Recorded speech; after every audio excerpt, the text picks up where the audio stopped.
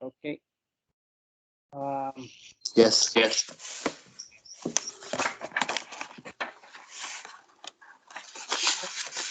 uh, meditation together. The Anicca Sanya and Anatta Sanya, and then we will not go to Ashubha Sanya, Adinava, and all that. We will directly into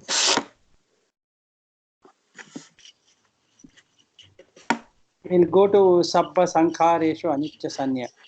That is the one which makes us to realize what really Anicca is.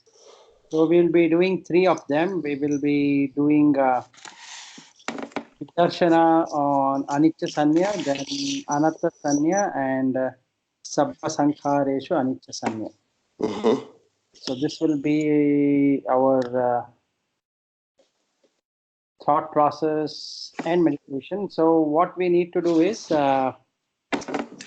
we need to have now an vitakka as an object. So we can choose the this viraga and nirodha to begin with, so that the mind becomes pretty calm. So just like Abhaythero starts with Etan, Santan, Etan, Panitan, we can do that as a meditation. We can do it something like 5 times. So I will utter 5 times this, and we can jointly close our eyes and then meditate on that. So I'll start on that. Etan santan etan panitan yadidan sabba sankhara samato sabupadi patinisaggo tanhakhayo virago nirodho nibbananti. The first time. So I'll do the second. Etan santan etan panitan yadidan sabba sankhara samato sabbupadi patinisaggo tanhakhayo virago nirodho nibbhananti. Etan santan etan panitan yadidam sabba sankhara samatho sabupadi patinisaggo tanhakayo virago nirodho nibbananti. Etan santan etan panitan yadidan sabba sankhara samatho sabupadi patinisaggo tanhakhayo virago nirodho nibbananti. So we finished saying this 5 times, and let us now do a vichara on this. Vichara is to contemplate or to hold that thought object, what we just now said on Etan, Santan, Etan, Panitan, that is Vitakka or Vitakka in Pali. And this will be sustained application. So in the sustained application, what we are going to do is to understand the meaning, and we are trying to see how it works on our body and the mind. So etan santan, if we take etan, it is this, this is, or this one. Santan is like peaceful. Now we need to understand why it is peaceful, because sa anta is santa, sa is self. So there is this self identity what we have. in terms of the Sakkaya Ditti, what we have, that I am this body, this is possessed by me, and I find the body to be an asset which I can showcase or something like that to people, how good my body is and how I have maintained it. And not only that, we have a deep attachment inside in terms of the senses, and we make it as a faculties. So all taken together, this collection, Kaya, Sa Atta, that is myself, Sa is self, that is, and Atta is, this is mine, Ditti is the view. So I have the view that I am this body. So Sa Anta is, we are removing the or ending the attachment to the body. And that becomes peaceful because all along I was thinking that I can maintain the body. And now I know nobody can maintain any body, however good they take care of. So I might get a cold or a flu, or just like you were slightly sick in the morning and now you're all right, you don't have any control over it. So once you notice it internally, it has its own mechanism. Whatever you is called as cannot do anything about this body. Thus, if a pain is supposed to arise, it will arise, and when that environment is no longer feasible, the pain will go away. But when a new condition arises, which can create the body pain, body ache, it can again come back. So if I were not to attach to this, so then it becomes peaceful. So Sa Anta Santan. Now we come to Panitan. What does this Panitan do? Panitan is something to do with Pranita in if we were to think about the feeling of blissful or happiness or something what one gets as a wisdom. So it will be like feeling in terms of finding something which was lost. So we can call it as exquisite or profound. The better word in English can be put as profound. Why it is profound is because now my attachment to the body is no longer there. So this peaceful is profound. Now the question comes, how this would be if we were not to have this attachment or liking towards the body.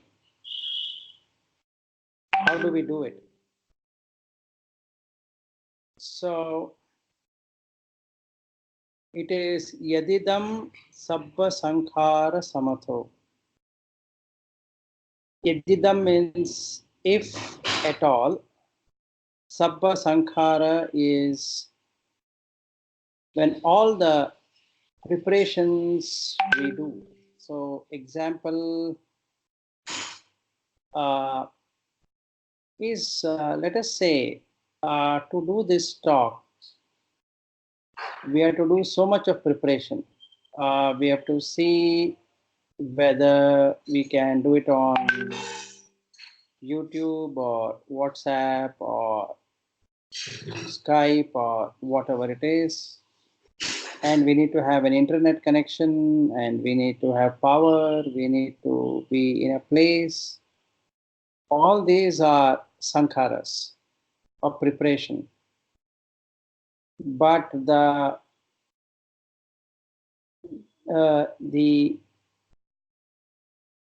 output of that is very less when compared to what we have to prepare. Just like a person would like to eat, so much of time is spent on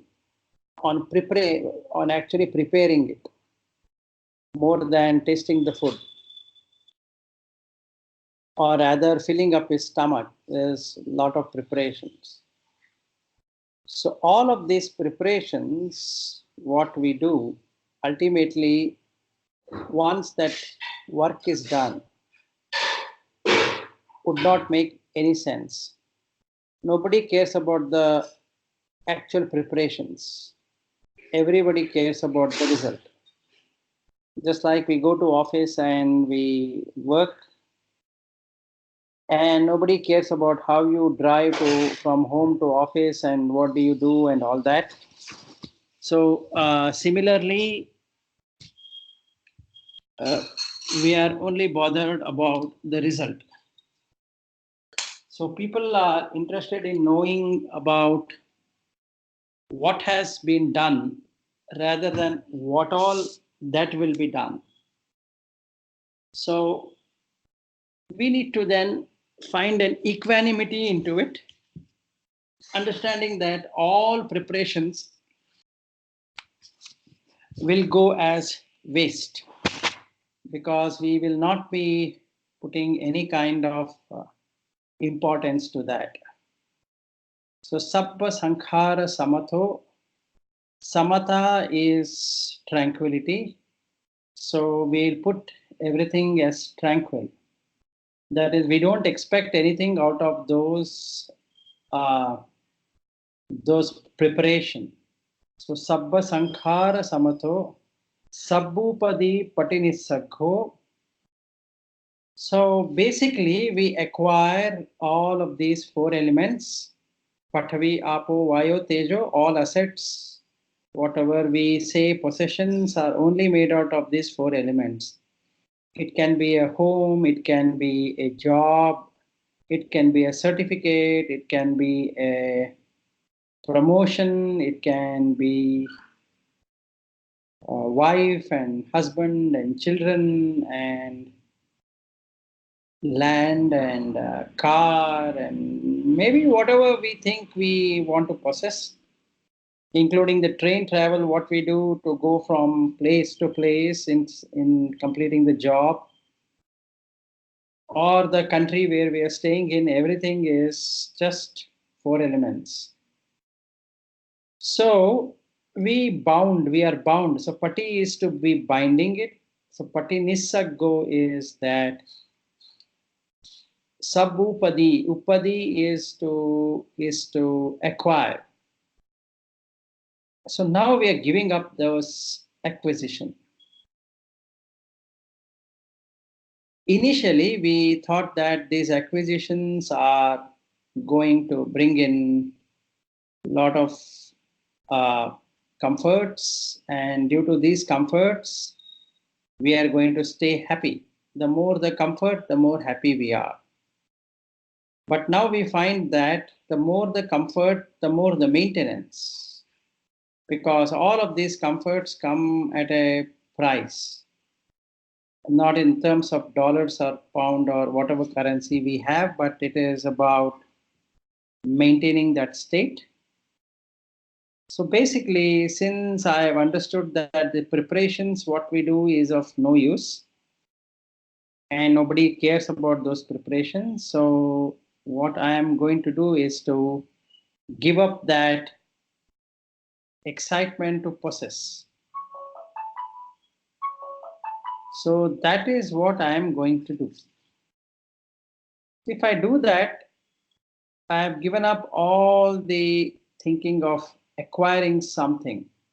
If it is there, it is there. If it is not there, it is not there. In that way, again, there is samatha. Samatha is tranquil. So my mind is extremely tranquil.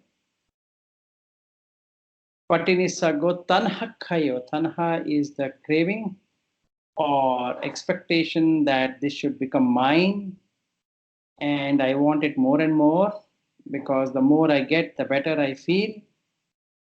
Tanha khayo is cessation, removal, reduction of that. Now I do viraga, that is give up on the desire. Reason being that I have given up this possession feeling. So basically, those chittas don't arise in my mind anymore. So now I'm feeling extremely calm in my mind with this understanding. So if you're feeling the same thing, then it is working for you. So this is what we need to reflect. And then it is nirodho, that is non-arising. Nir uddha, uddha is to arise. Nir is to cut that arising. So now it is nirodho. So if it doesn't arise, and then that is nibbana.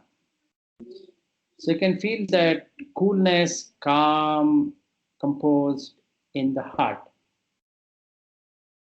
So the Hadayavattu, which is the seat of the mind, is the place near the inside the physical heart. You'll feel a very calm, abiding, calm feeling. So this etan santan, etan panitan, yadidam sabba sankhara samatho, sabbupadi patinisakko, tanhakkayo, virago, nirodho, nibbananti, should make us right now feel very cool in heart with this meaning. So let us reflect upon the meaning once again so that we can enter into the second jhana, which is piti or piti. So etan santan is, this is the best when sa anta happens, that is the self identity is gone. Etan panitan, because when the self identity is gone, then it is very profound feeling. Why it is profound feeling? Because now I am seeing it as a collection. I am not seeing myself as a name. I know for sure that it is just a collection of various objects, which I call it as myself. So basically, this panitan is the one, or the profound feeling is the one I have to concentrate upon to get the piti or joy. Yadidam sabba sankhara samatho.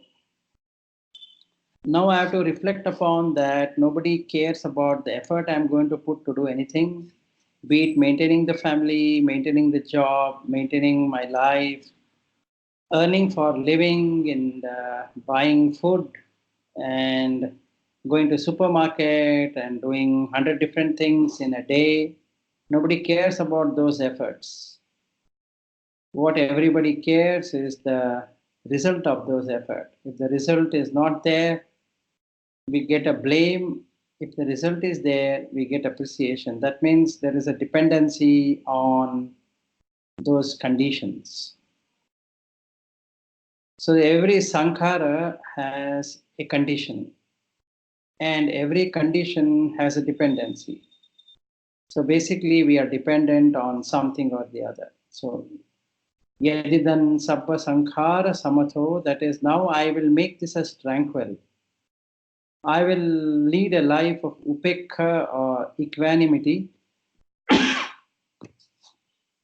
Samatha is a tranquil, so I will lead a life of equanimity without expecting anything. If I don't expect anything, then these conditions on one side and the dependency on another side can be seen very easily.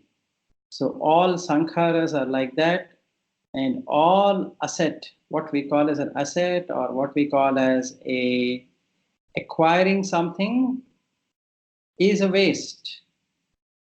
Reason being that we have to maintain it. So sabbhupadi patinisakho, pati is to bond, so I am giving up those bonds to it. I will do it as my responsibility, but I will not do it as enjoying the pleasure of doing it. So now I find that all of these enjoyment are nothing but painful sensation, which like a dart will come and hit me. So now no longer I'm attached to that. Tanha khayo is where I am given up on that very liking or craving to have more and more of it. I found it is useless to do that. And I have given up that urge to enjoy more and more. Tanha khayo, virago, so I am given up that desire. Nirodho, so I have stopped arising of those very thoughts which were causing me to acquire more and more, and which made me think that if I were to spend most of my time in and effort in doing so, I get appreciated for the effort. But now I find that nobody cares about the effort, it's only the result which matters. So now I find that I'm cheated with the effort, and the result is not in my wish list, because I might wish, everybody wishes the result to be good, but when the result is not good, nobody cares. If the result is good, they just care for that moment and they forget all about it. So it's such a waste of energy. So I'll not do with any expectation. I'll keep my mind tranquil.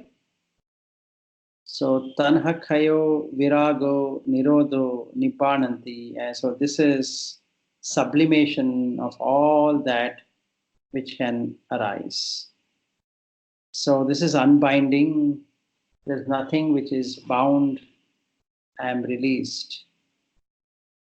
So this is a reflection I am doing on the Etan Santan, Etan Panitan. So hopefully we are getting that calm view and we are able to relax in this. We're able to feel the joy happening in our hearts.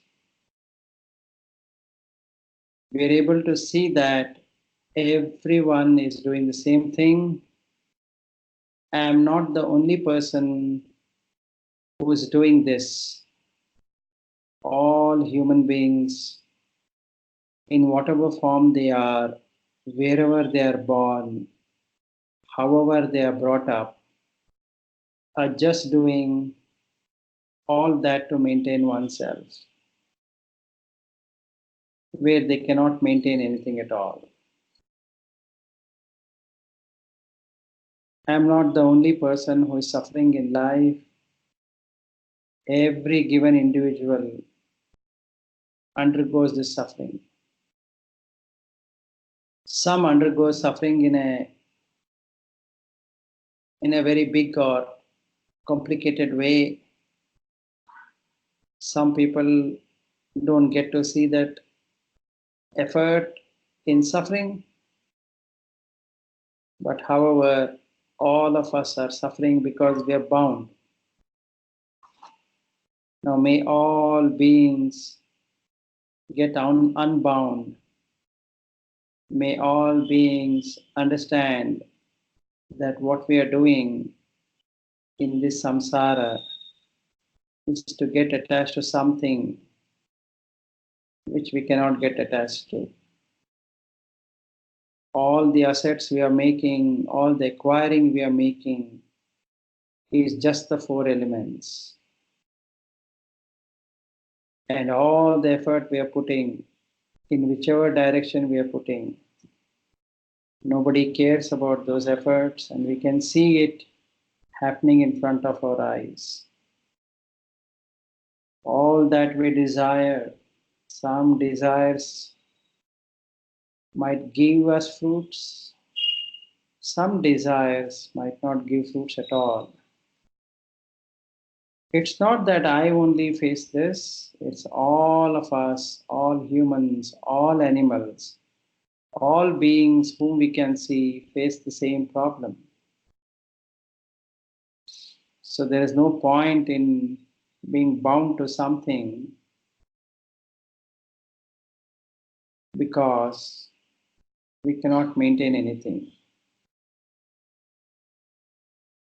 So let's give it up. Let me not attach to myself because even this body is the same thing. It is a collection of many, many different organs, and each have its own function. And neither my heart will listen to me, whether should it beat in this way or that way, nor my lungs will ask me how much oxygen should I take and how much I should not take. Neither my stomach will ask me whether should I eat this or whether should I eat that, whether I should produce gases or should I produce acid, and in what quantity do you like to see it.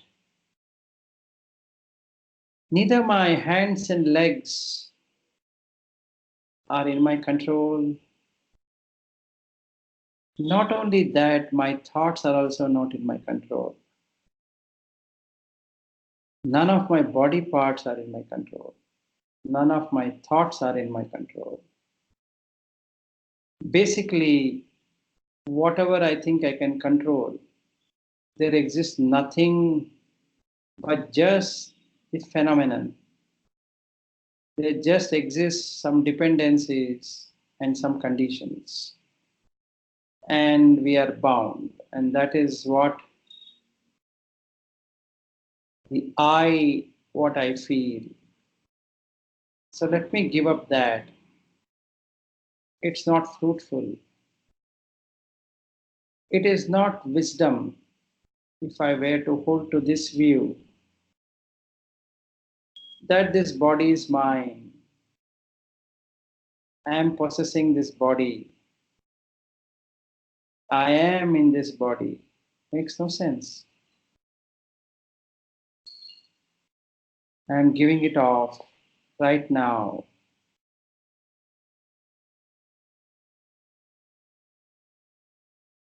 May I feel the unbound happiness.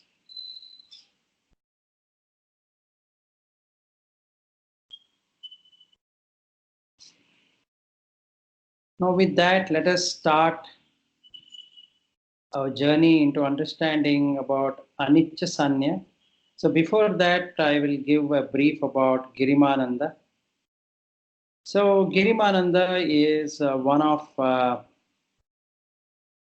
bhikkhu who had attained a deep understanding on the Buddha Dhamma,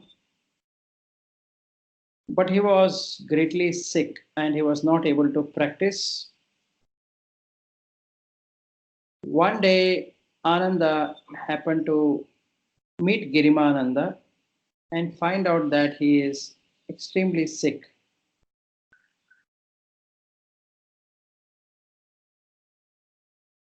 So, what Ananda thought is that let me ask Buddha to come and visit Girimananda so that he can talk some compassionate words to him, transfer some merits to Girimananda so that his health can improve. And Buddha was known for transferring energies to people who fell sick. So, with that in his mind, Venerable Ananda went across to meet Buddha. And then he wanted him to come and see him. However, Buddha had a different plan for him. He gave him 10 perceptions, dasana, 10 perceptions. He said, you narrate this 10 perception to Venerable Girimananda, he will understand it and all his diseases will go out at once. His sickness will go away. So then Buddha explains to him what each one of these perceptions are, or the dasasanya, 10 perceptions are. At present, let us investigate only on the anicca sanya and anatta sanya. And the remaining ones we can deal with it later. And also we will be looking at Sabba Sankhareshu Anicca Sanya. These are the three sanyas what we are going to see. So this we can use it as a Vidarshana or a Vipassana object. Now that we are in the second jhana, wherein we have a kind of peace, a kind of joy, listening to Etan, Santan, Etan, Panitan, and understanding the meaning. Our mind is filled with joy, our mind is filled with calmness, our mind feels extremely peaceful. So it is now fit to understand on anicca sanya. So what Buddha talks to Venerable Ananda is that Katamacha Ananda Anicca Sanya. So what is this Anicca Sanya? And then there are many meanings to Anicca. There is one meaning which is very interesting. Is that Uppada Vayatena Anicca. That is, whatever arises passes away. And that is the meaning of Anicca. Another way is that An plus Nicca, that is that which does not go as per one's wish. And then there is another meaning is that all the preparation we do is useless and that doesn't have any meaning whatsoever. That we already covered when we were looking at Etan, Santan, Etan, Panitan. And there are many other meanings, and one of the important meaning is Khayatena Anicca. So in Pali it is Khaya, in Sanskrit it is Kshaya. What it means is that everything diminishes. And another meaning of anicca is it is vexatious.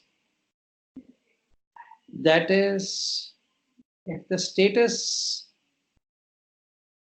is known, then there is happiness. If the status is unknown, it creates vexation.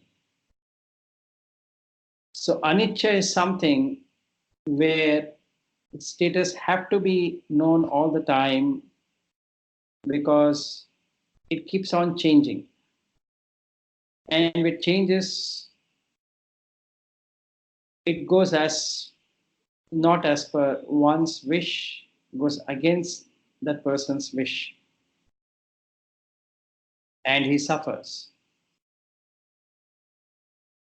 So there is always a vexation which binds all of us. So there is anxiety in ensuring that everything goes as per one's wishes. So we can take either one of those meanings to understand about anicca. The easiest way to look at is that nothing goes as per one's wish. If we are finding other meanings very difficult to understand. So he is trying to investigate on this wishful feeling what we have. So we are looking at nature, that is continuous existence or continuous state which would not in any way change. Whereas what we see in the nature, including our own bodies, mind, feelings, perception, everything we take, there is this anicca. So let's understand what is that Buddha is trying to explain here when he says rupam anicca, vedana anicca, sanya anicca, sankhara anicca, vinyanam anicca. Iti imeshu panchasu upadana kandeshu aniccanupassi viharati ayam vucchatananda anicca sanya. So he defines what he means by this anicca perception. The anicca perception is that everything will go as per one wish. There are ways of bringing oneself as per what one wishes. If we were to try hard, we will get what we are going to get. So we have to feel and perceive what we want to get it. And if we really put ourselves in the right direction to acquire what we want to acquire, to enjoy what we want to enjoy, one day or the other, our wish will be granted. And not only that, it will not diminish at any point in time. And not only that, it will not only arise, it will only arise, it will stay there, it will not pass away. So whatever Buddha explains on anicca, we have made it as nicca in our mind. So we want to see that. So let's take rupa. When we take this rupa, we have to take a person. Let us take a person. This person, first we have to have a name for that person. So let us name him as Jim. And then we should also find out where does he stay. So let us say he stays in Norway. So that's another naming. And then we need to find out what does he do. So he works for some company. And then we want to know what is his title in that company. So let us say he's a manager there. And then we would like to know what is his age. So let's put it 35. And then we would like to know whether he's married.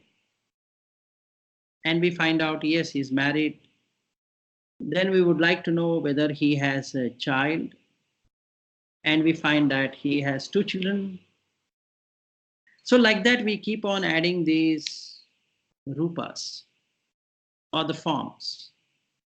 So now we created gym out of a body of a collection of different parts without knowing that it is just a collection of different parts of the body, and we call it as a body.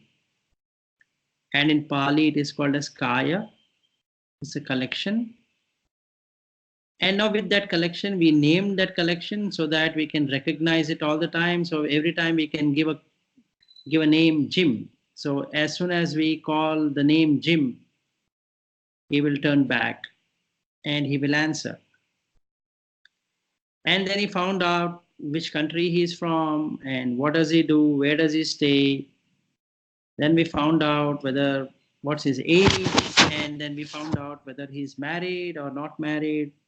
And we found out he's married, and then he has 2 children, and all of that is now created in our mind. So all of these rupas are there in our mind instead of a collection of different parts of the body.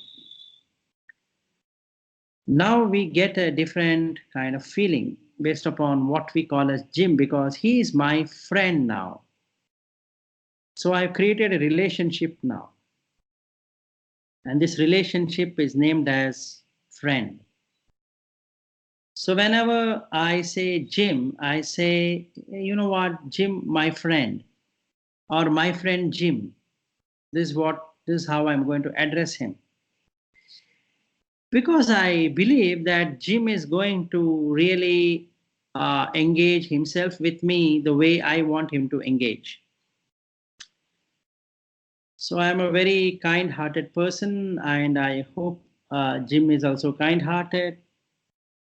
I'm a very hardworking person. I believe that Jim is also hardworking. And I believe that I'm very helpful to others, and I believe that whenever I want Jim to help me, he's going to help me. And whenever I want to go out, and then if I were to call Jim and ask him that, hey, would you mind joining me? And I don't want to hear no. And I believe that he is able to convince his family that we can go together.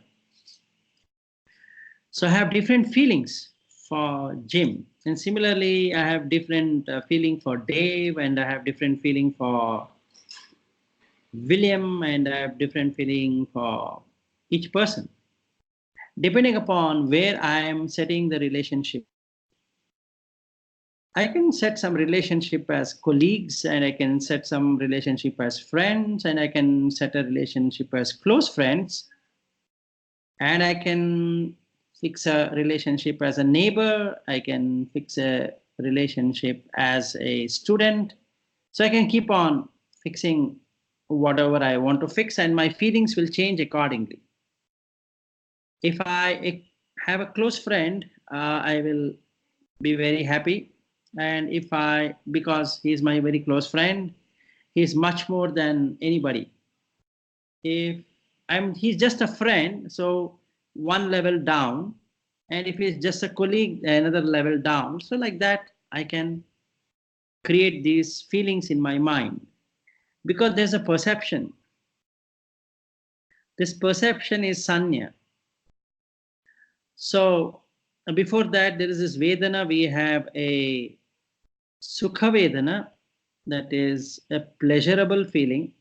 Dukkha Vedana, which is a painful feeling. Adukha Asukha Vedana, that is neutral feeling. So when we meet somebody for the very first time, we have a very neutral feeling about them. Or when we see somebody through our eyes, hear their names through our ears, touch them, and all of that, we don't have really any perception of them because it's a neutral perception. Only when we meet and we engage with the person, then the feeling will take over and the perceptions will change. So perceptions and feelings are interlinked. And these perceptions really create symbols in our mind. They just tell us what this body is all about, what this object I'm seeing is all about. And this object is called as Jim, and that object is called as William, and that object is called as Dave. And that, like that, we can keep on having these objects. And they also treat us in the same way. they also treat me in the same way as I am really treating them. So with this relationship and with all of that, whatever has been created in my mind, now there's the perception and the feeling. So I'll prepare everything now. So now I want to meet my friend, so I have to do a lot of things. I need to prepare cake, and now it is Thanksgiving, which is going to come. So I have to do a lot of things around the corner to celebrate Thanksgiving. Then we have this Christmas, so I have to do a lot of things for Christmas. So a lot of shopping and gifting and all of that I need to now do, because I have a friend and I need to meet not only him. There are many close friends and I have this friend, and I need to prepare a lot. And this preparation is sankhara. And to do all of that, I require the power or the energy or the consciousness which will help me to assimilate all of it. Otherwise, I cannot assimilate everything together. So this Vijnana packages things very nicely. It will come and the consciousness will function in a way that it can help me recognize. It can also help me not only to recognize, it also helps me to feel. This recognition is part of sanya, perception, and it will help me to store the information. So in the chittas, it also helps me to store that very information so that I can access it again and again. I don't have to keep on. So whenever I talk about gym, all the memories related to gym comes to me in one shot. So I don't have to reflect back upon. So the mind now has the ability to reflect. And that is possible because of Vijnana, or the consciousness. So basically, now I'm all set with meeting Jim, meeting Dave, meeting William, meeting so many other people, and celebrating festivals, let's say. So I've created a world out of nothing. So basically, I have no idea that the world is created of just 4 elements. But what I feel is that the world is created of all of this. And now the problem is these relationships keeps on changing. It depends on the situations. It not only depends on situations, there's a dependency itself. So that's the reason we use the word dependence or dependency. It depends. So there is something which is dependent. And if I deeply observe, it is conditioned also. So friend is a conditioned entity. Colleague is a conditioned entity. Like that, all relationships are conditioned, and all relationships are having dependency. So in Pali, if I were to use, it is called as Sankata for conditioned, and Paticca Samutpanna for this dependency. So it has a dependently arisen. So it arises with the dependency and based upon various conditions.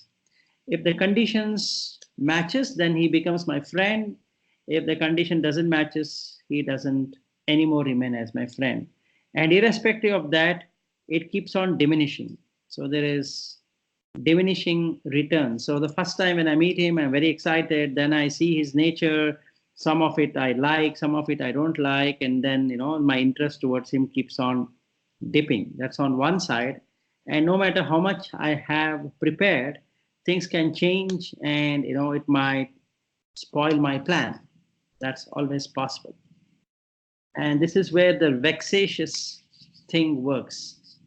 So everything is vexatious. So there is nothing called as a stable environment, actually. And that is what I expected it to be. I need a stable friend. I need a stable relationship. And that doesn't seem to be really the state. So what Buddha is explaining here is that he says, Rupam anicca, Vedana anicca, Sanya anicca, Sankhara anicca, and Vijnana anicca. And these are only khandas or the heap. They arise due to conditions and they pass away when the condition no longer can sustain that. And we can see that happening in our relationship, in the objects what we possess, like an iPhone or an iPad or a mobile phone or a home, or whatever we take, everything, since it is made out of four elements, everything has the same nature, basically. That is anicca nature. So we cannot do anything about it. That's the way it is. Even though I want it to continue the way I want it to continue as per my wish has no relevance there. So this is about anicca. So now let's start with anatta sanya. What he says is that now you've understood anicca, you see, it's going not as per what I wished for. Here, I don't even have control over it. So, chakku anatta, that is, this mental eye, which would like to see and enjoy, there is this shiny surface like a reflecting mirror. On that, this rupa comes and attaches through the vijnana, which is the consciousness. So the eye becomes conscious of this object coming and striking, but the eye cannot possess it because it's reflecting on the mirror. It's not really happening at all. This friend, when I say friend, Jim, when I say Jim, I cannot possess Jim. I cannot possess his body. He cannot come inside my body. It's not possible. He is going to sleep next to me maximum. Or he's going to stay with me till the night and then he goes to his home and sleeps. So that means in no way I can possess this friend Jim, no matter how much I love him. So this loving nature, where I have a pleasure of that person, is on the reflective surface. The Jim I am calling, the Dave I am calling, the William I am calling, they don't really have an existence except in my mind because they are my very close friends. And this close friend is my feeling. What they feel is completely different than what it is. So this is where the anatta comes. I have no control over it. So atta is in full control, anatta is no control. So I don't have any control over what he thinks, what Jim would think about me, what William would think about me, what Dave would think about me, what anybody is going to think about me. I have no control on that. Not only that, I dislike some people and they keep on coming in front of my eyes, in my mind. I cannot do anything about it. Again, I'm helpless. So I have no control over it. So Rupam Anatta, that is Chakkum Anatta, Rupam Anatta. This is one set. Sotam Anatta, Saddha Anatta. That is, Sota is hearing, the ear, the internal ear, and Shabda is the sound. If you really observe, this ear, you want to hear, it requires the consciousness, the vijnana. And once the sound comes in, I cannot stop it. I have to hear, no matter whether I like it or not. It means I have no control over it. Similarly, Ghanam Anatta, Gandha Anatta. Ghanam is the nose. There is a called as Pasada Rupa, that is the shiny surface. So there is this olfactory which can reflect energy to pick up the scent. Basically, Gandha is the scent. So it can pick up the scent. And again, I have no control over the scent. I cannot predetermine this scent I want to take and this scent I don't want to take it. In nature, all different kinds of scents exist. And the nose will take it irrespective of I like it or I don't like it, because there is vijnana, there is this consciousness which makes it enjoy or suffer. Jiva anasar anatta rasa anatta. Jiva is the tangible sound, the taste which can enjoy or suffer the taste. So anything is put in the mouth, it immediately has a rasa, that is the fluid comes out to secrete. We call that as taste buds. So that comes out and there's a feeling.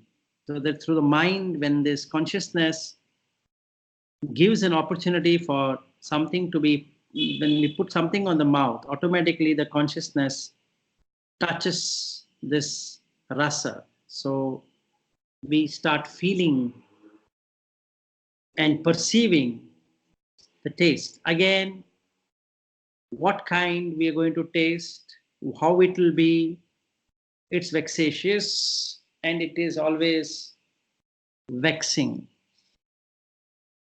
So we are anxious to taste it. And then we want to taste good things. We don't want to taste bad things, but we have no control over it. After tasting, it might be a distaste, but nothing can be done. So, Kaya anatta pottabba anatta. Kaya is a collection. This whole body is a collection of many objects inside us, like heart, lungs, liver, intestine, and then bones and the feces, the urine, and blood and bile, and so many different things, kidneys, and all of that. And what we are going to touch through our skin cannot be predetermined.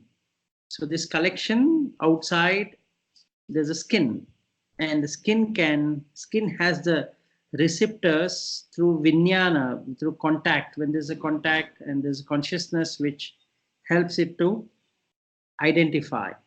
So we cannot predetermine what we are going to touch.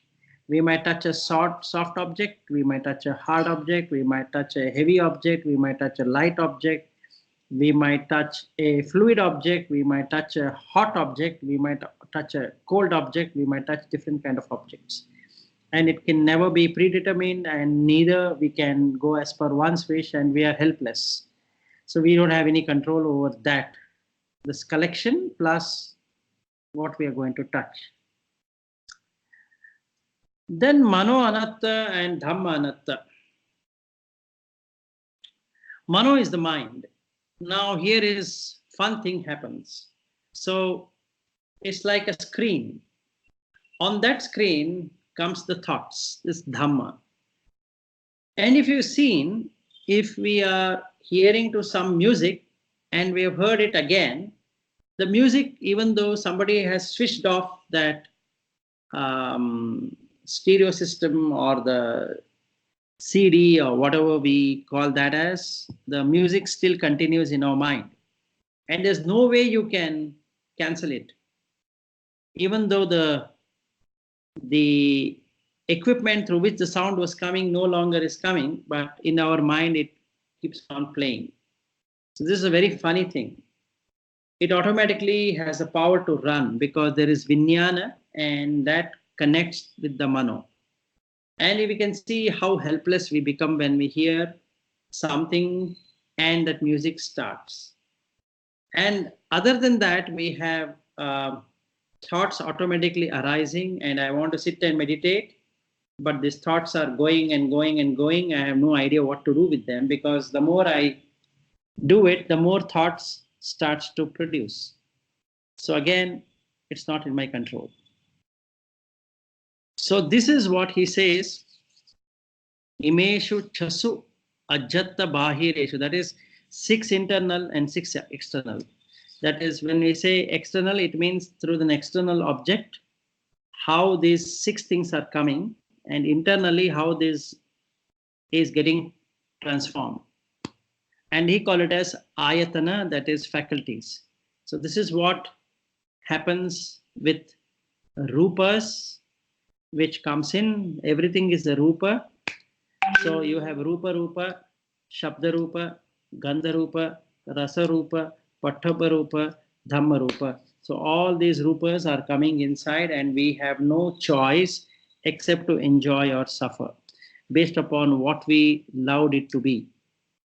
So we have a liking towards something, and that's what comes up, and then we might enjoy it or we might suffer it. So So, this, yeah, go ahead. sorry, can I ask a question? Yes, go ahead. So, because you said, or what I realized is that that it's explained that how it conditionally arises when we have an external object, like you described.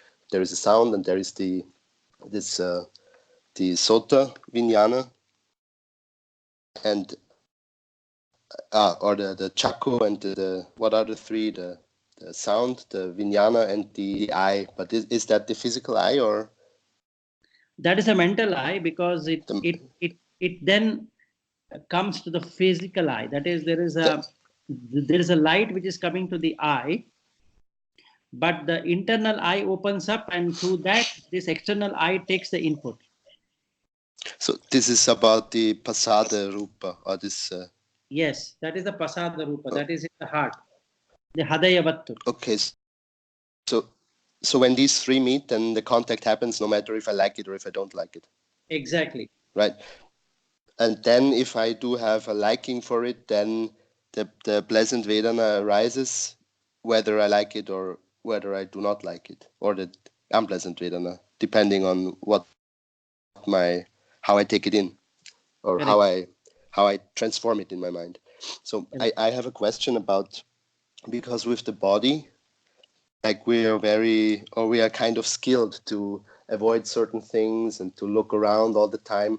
So I feel like with this, I do have a sense of control. I know it's not a real control, because accidents happen, and then some, or you touch something, or you cut something, then you feel the pain from the knife. That's not something that I wanted to feel. But what we need to focus on here is that how it dependently arises, Yes. the perceptions on the kaya, Yes. with the potabe. Is that correct? Yes, that's correct. Okay. So everything has a conditioned existence. So when the condition comes in, then this vinyana makes that experience possible. So Tinna Sangati is what he talks about. He says about the Chakku and the Rupa and then the Vinyana. All these three coming together, there is a Chakku Vinyana. If one of them is not there, if one of the conditions doesn't exist, then there is no seeing, as in seeing on the Pasada Rupa. It doesn't reflect anything on the inner eye. So the external eye might not give any input. So this happens most of the time when our mind is filled with thoughts. Your eyes are open, but you are not seeing anything at all, because it's not getting reflected. The consciousness is not reflecting on the eye, it is reflecting on the mano. So the thinking is going on. So even though a lot of people are walking by, and we generally don't see anyone at all, even though our eyes are open. So when we are having one of them uh, happening, that is either one second. So either one of them happening, then it is going to be like an ear. Let us say I'm hearing to a music, and I cannot see, I cannot touch, I cannot taste, and all that will stop because there is no vinyana in that. So, and I'm helpless now, basically, because all those will not work. So at one point in time, one of the ayatana is going to work.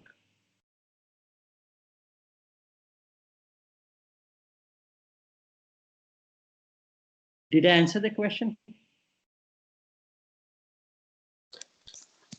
Yeah. Thank you. Okay. So then we'll go to the last part, which is this sabba sankhareshu anicca sanya. It's a very nice one, and that will conclude whatever we have discussed. So he says, Ida ananda vikku sabba sankhareshu attiyati harayati jiguchati ayam uchatananda sabba sankhareshu anicca sanya. So what it really means is that all these preparations we have done, in meeting the friend or doing this, seeing an object, hearing an object, touching an object, tasting an object, and sensing an object, and thinking about the object, all that we are trying to do, in the end, it's like going for a feces and going for a urine. And really, you can feel it. We have prepared the food so nicely, we have organized it, and we have made a nice thing on the plate. It has taken hours together, painstakingly, to put that a nice food decoration. And we have gone to the office and we have put our hard work and all of that and ensured that the project is successful, and a lot of sweat has been put on that. Okay, that is another thing we can see. That is the sankhara. Now he says harayati. It's like a cow which is in the initial, it is milked, and after some time, as it grows older, they strip off its skin and they cut open and eat. So basically, they don't care about that cow anymore because it has done what it's supposed to do, and they don't care about that cow.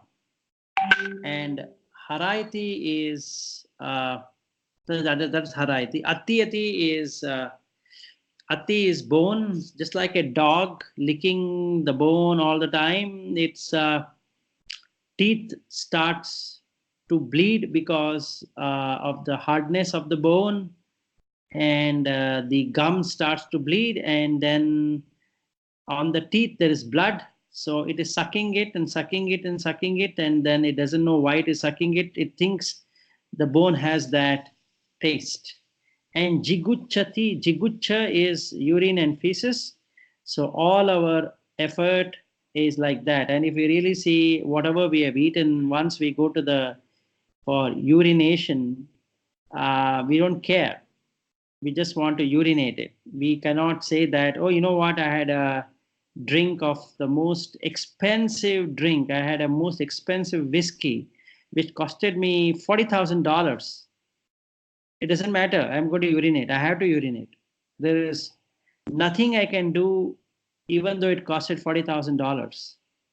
Or even it costed $1 million. Let us say a drink costing $1 million, and still I have to go and urinate.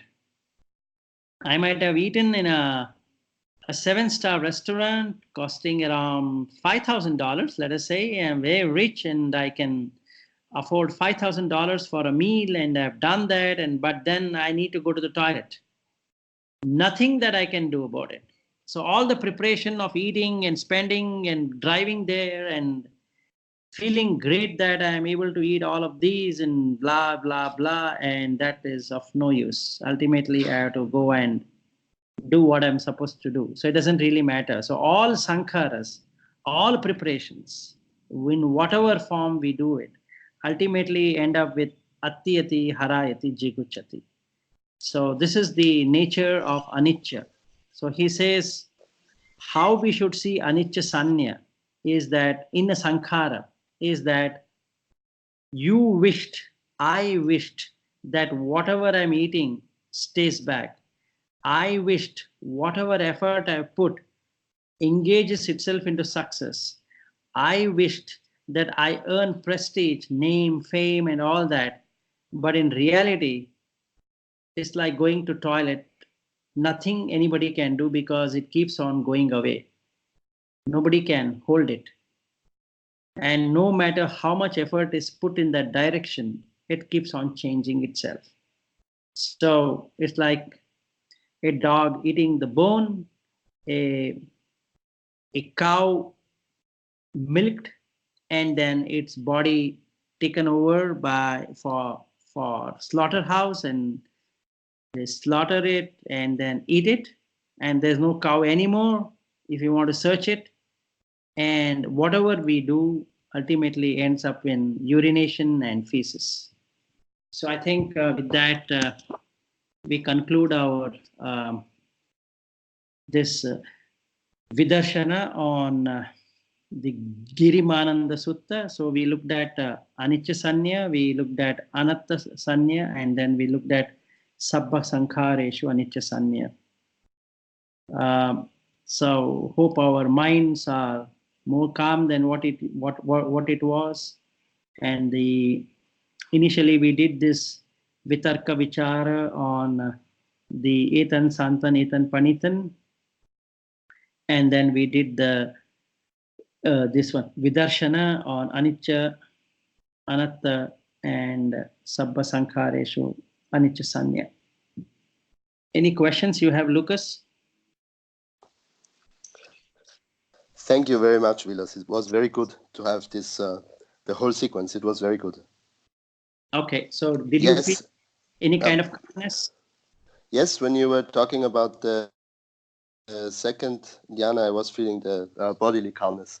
And now then I was feeling calm overall, and I was now reflecting on what you were saying. Okay, very nice. Very good to hear. I did not go further into the jhanas. That's okay. Yeah, it's not something I can control. No, you should not. I mean, this is an automated process. This anicca. It is again anicca. Yes. Okay, it will automatically go wherever it has to go. So about the 7-star meal that we eat. Now, what if we talk to a person and they say, "Oh, yes, I know. Then I go to the toilet, but I did have this enjoyment while I was eating the food."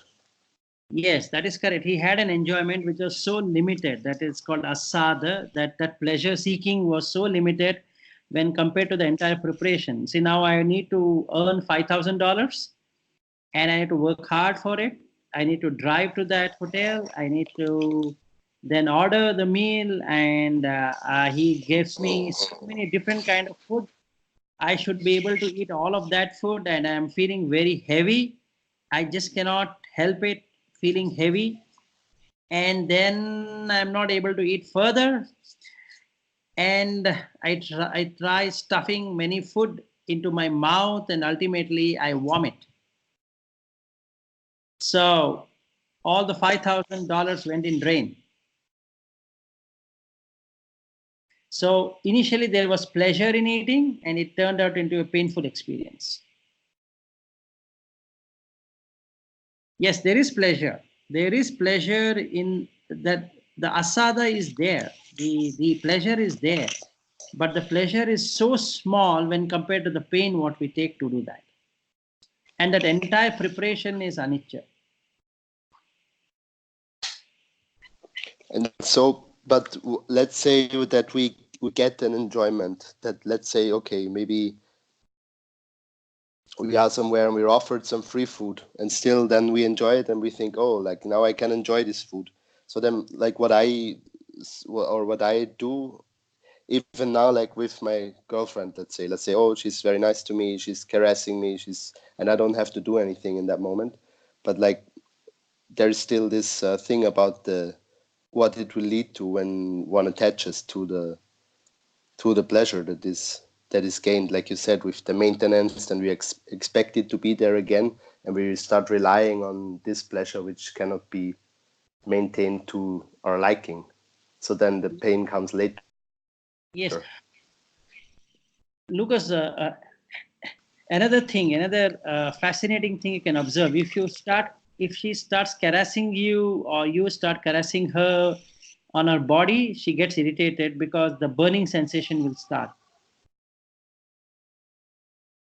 So if we were to press the body a lot of the person, whether it's a male or a female, so let us say I have a girlfriend and I keep on caressing her. After some time, she gets bored of that because the irritation will start. There will be heat generated because of my consistent, caressing her body. So she would try to say that, hold on for a sec, I'm feeling irritated. So initially there was this pleasure, and it soon turned into pain.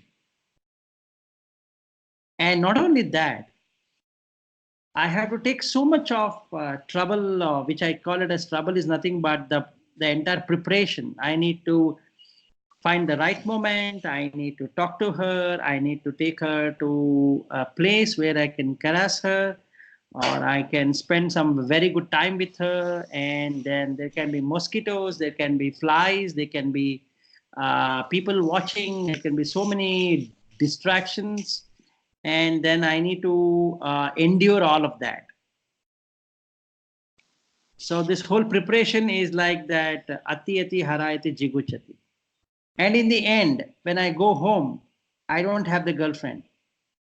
Now I marry her, she's next to me, but I cannot do all that all the time. It's not possible. So now I realize that she has her own moods. So I just cannot keep on doing it all the time.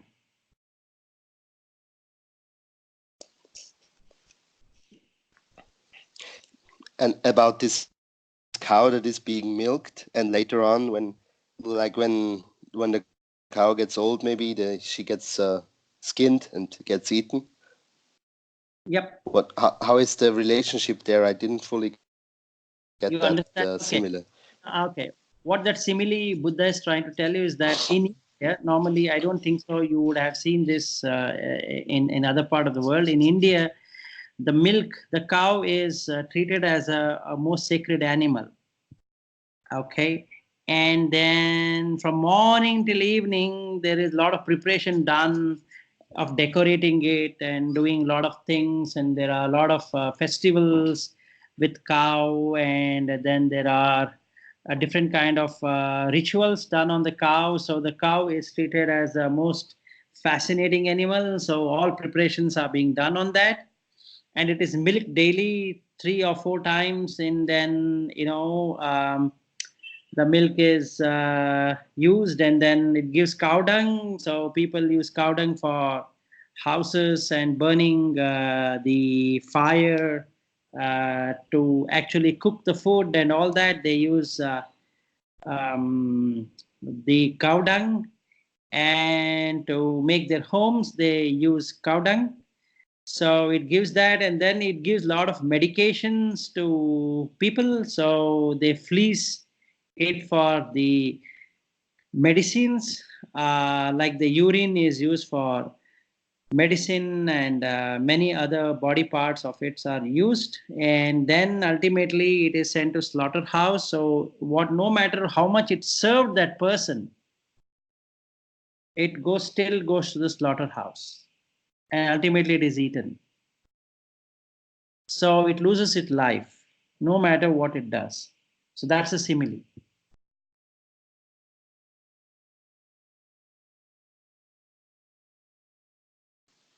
Yeah, I think I understood.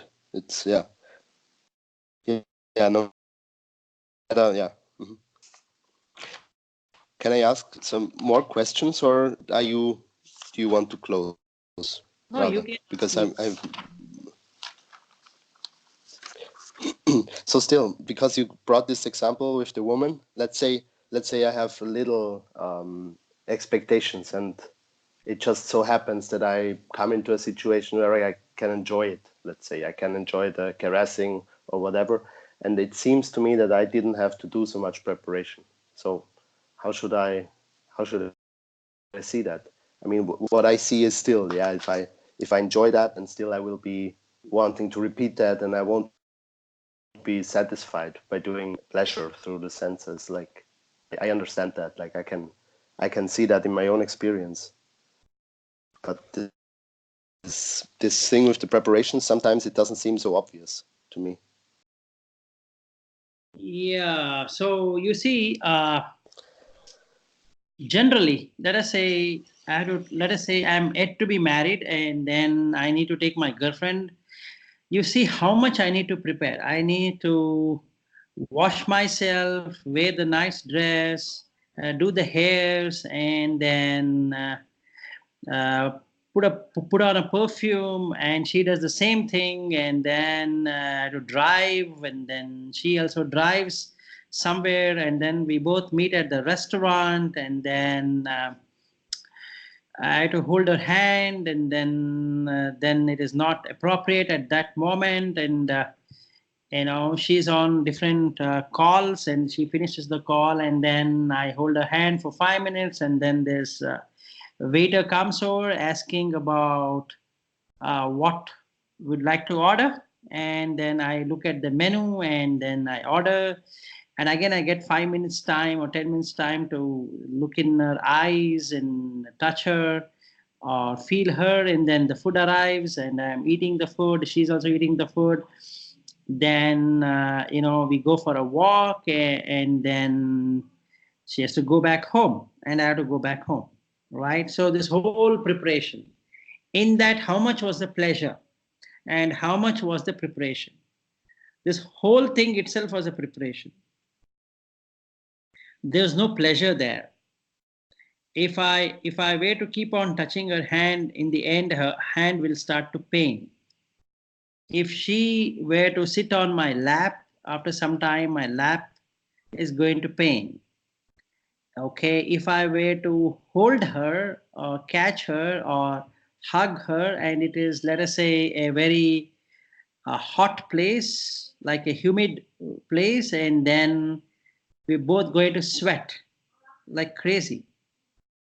And then if I were to go to an expensive restaurant, I need to have earned that much to pay to that restaurant, and then gift her, and she should like the gift. And if she doesn't like the gift, and then I have to gift her something else. All of these are preparations. So all preparations come up with expectations, then the conditions attached to it, and there is a dependency. So my pleasure is a dependent one. It is not an independent. I will not have any pleasure without touching her. I need to touch her, then only there is pleasure. So for that, I have to do so much of preparation, so much. And she also have to do so much of preparation. Let us say she's sweating and she's smelling, and that smell is unbearable. So I don't feel like touching her. Only when the perfume is so much that I can really touch her. And same thing with me. I'm sweating like crazy, and then my body is giving out bad odor, and she cannot touch, and I want to kiss her, and I find that her mouth is smelling a lot. I cannot kiss. And same thing with her. So basically, the whole sankhara, what we are looking at, is a condition plus something dependent, wherein every action I'm doing, the whole preparation, what I want to do, is based upon these two.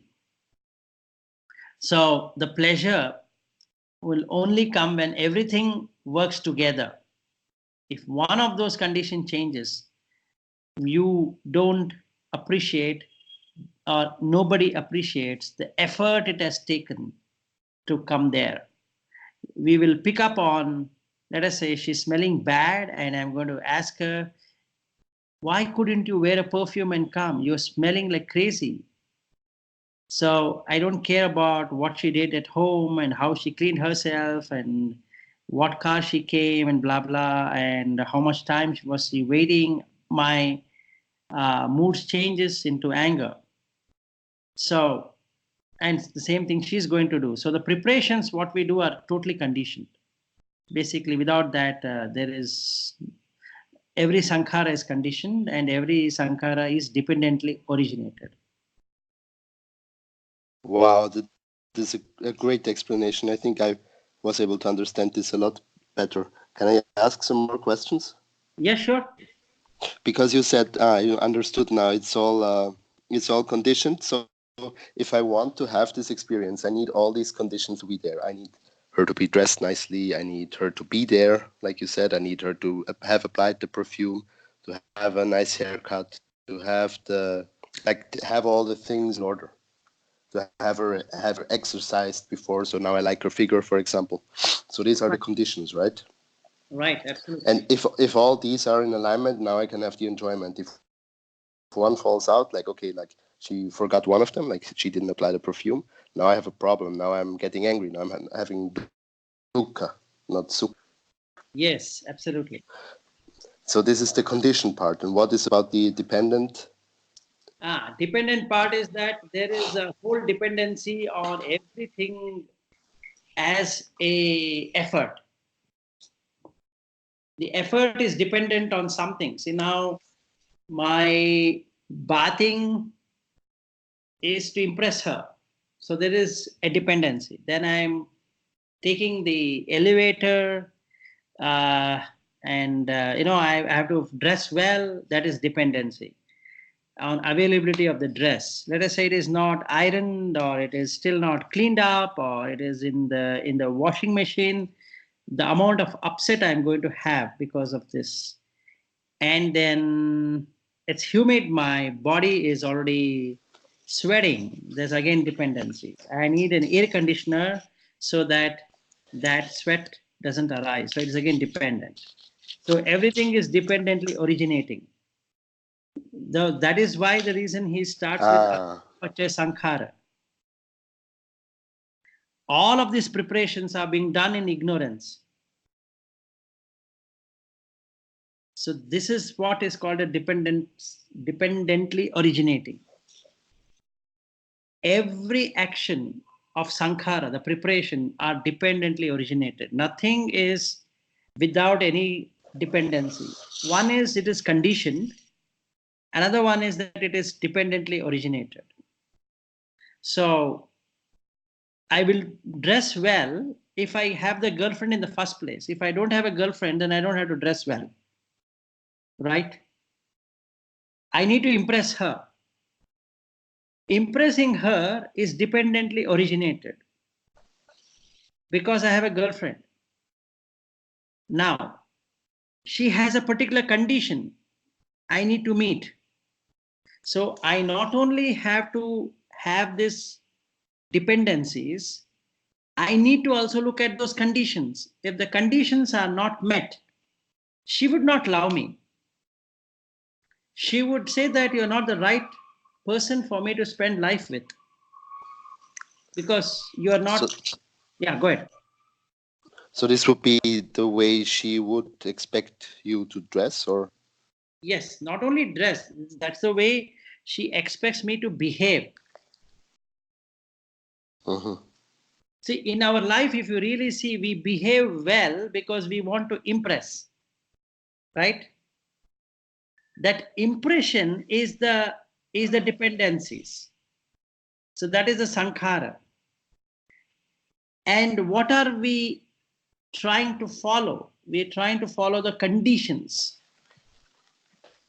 So a person has set certain conditions, just like you have set certain condition to your wife, and she has set certain condition to you, and they are dependently arising and passing away. If one thing changes there, one conditions changes there, it changes the equation of the dependency itself. Mm. So, for example, she likes to spend time with me in the evening. Let's say this is one of her conditions, and now Yeah. my son gets sick, and because Yes. of that, I feel stressed in the evening, and I don't want to spend time in the evening because I feel exhausted in the evening. That would Correct. be the yeah. So Yeah, I that think I get it. yes. Yeah. So now the she wanted you to spend time in the evening. That was the condition, and but the dependency factor changed. So now you will not be able to enjoy the company of her because your thoughts are in your son.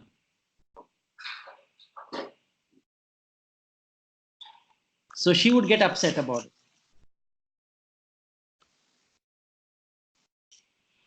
Very good. Hmm. And wow, yeah, this answered this question. I had this question earlier. I wrote it down. Thank you for answering that. So I think I only have one question Okay. left. Okay. As you said, anicca, it can be described in these three ways. We can say all that arises passes away. And I was wondering, with the diminishing, How is that different from it that it diminishes? Okay, so let's think it in this way. We started talking 1.5 hours ago. Now it is 1 hour 31 minutes and 03 seconds. Now it's keep on going, right? Each of the previous moments, what was it? It was just a memory, right? So this is what called as khaya in Pali and kshaya in Sanskrit. What it means is that there is no proper meaning in English. So the nearest meaning we can put it is diminishing value or diminishing return. So each one of these, like the moments being passed, can never be gone back. We cannot go back and do anything about it. Those moments are gone, right? Do you agree with me? Yes, I agree. So we have already spent, when you look at the words what we use, we have spent 1 hour 30 minutes, right? Now, what you wear, what I wear, when we started this conversation, we are not what we are now, right? Yeah. Both the body has changed, the thoughts also have changed along with that. Mm-hmm. And we cannot go back now. There is no way we can go back. We can only go back in the memory. That is what the Mano and the Dhamma does. It brings back memories and we can live the memory, but we cannot live in the reality. It's not possible. We cannot relive 1 hour 32 minutes what we have spent right now. Again, not possible. We can hear through this conversation because we have recorded it, but actually it is the past, it is not the present. So in that way, it is called as kshaya or diminishing. So we have diminished or we have reduced or whatever we want to call of that number of hours we have spent. It cannot be got back. So anicca is that. So he says khayaten anicca. That is, it keeps on diminishing. It's just like a tick of a clock. You cannot go back. It's like a date. You cannot go back. It's like a year. You cannot go back. It keeps on moving forward. So we cannot hold on to any experience because it has already passed and it's only a memory. Yeah. Yes, yes, Mm-hmm. yes.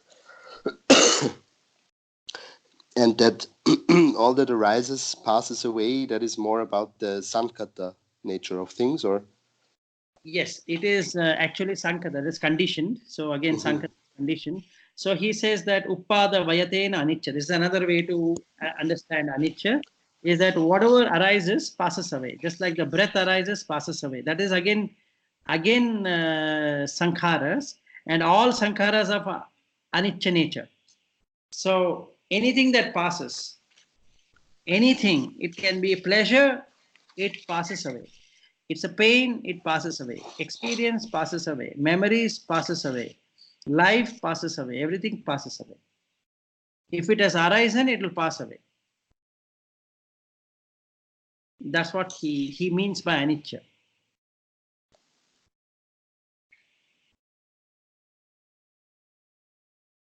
So the best meaning, we can take either one of them or we can stick to whatever we wish is not what we get.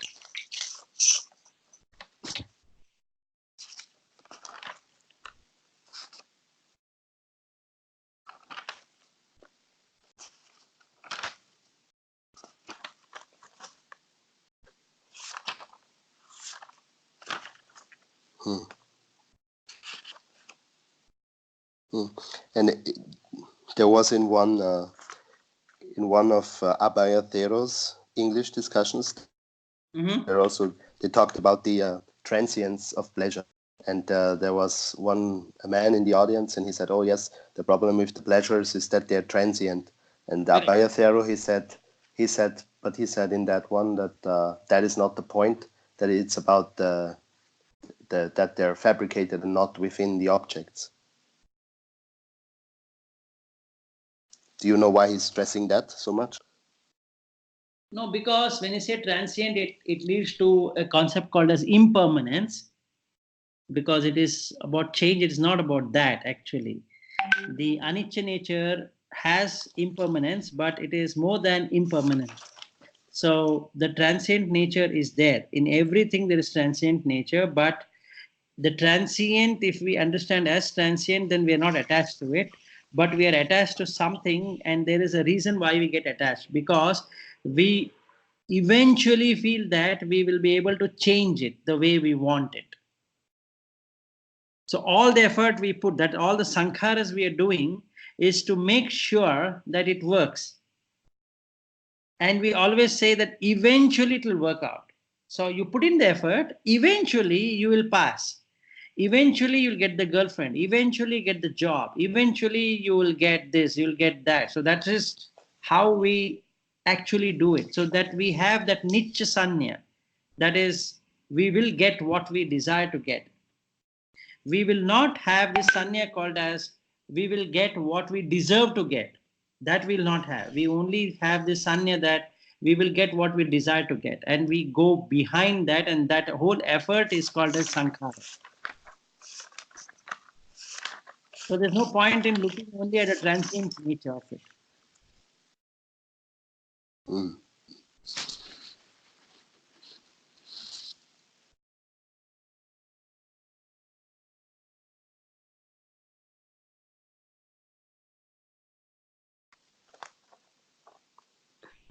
It seems very deceptive because we can do the things with the body. Like if I see something that I don't want to walk into, I can consciously avoid that. I cannot walk there. It's very subtle. It's, yeah. Thank you Yeah, so much for explaining all this. It was no, a great talk. I'm very grateful. no problem. I welcome all the time, and may you attain supreme bliss of nibbana very soon. And we can have these kind of sessions whenever you feel like. Thank you very much. Yes, may you also attain the supreme bliss of Nibbana. Thank you, and we meet again. Until the next time, Vilas. Yes, yes, yes, Lucas. Okay, then. See you. Bye bye. See you. Bye bye.